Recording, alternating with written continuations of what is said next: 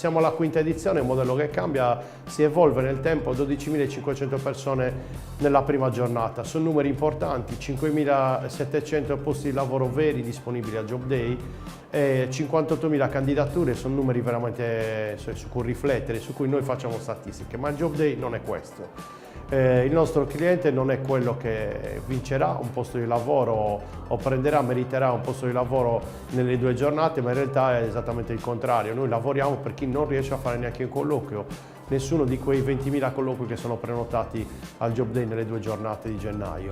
Perché noi dobbiamo dare degli strumenti e un grande centro per l'impiego all'aperto, questo è il Job Day, quindi più di una fiera del lavoro, dove diamo i servizi reali alle imprese da una parte, massimizzandole. Abbiamo più di 300 imprese in questa edizione che sono volute venire qua, anche sollecitate da una figura unica in Italia, che è quella del Job Account, che abbiamo creato e studiato a tavolino. Sono 27 ragazzi, 27 dipendenti dell'agenzia che non hanno più una sede e tutti i giorni vanno dalle imprese, fanno almeno 5 colloqui al giorno con le imprese, spiegano quali sono gli incentivi regionali, nazionali e anche extranazionali, perché l'agenzia sarda delle politiche attive del lavoro vive di progetti comunitari.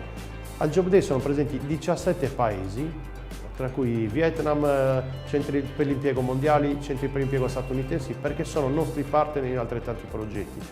Il lavoro non è in Sardegna, non è in Italia, non è in Europa, il lavoro ormai è globale e i software che ad esempio Google Jobs o altre piattaforme mettono in relazione milioni di curriculum ogni giorno in qualsiasi parte del mondo.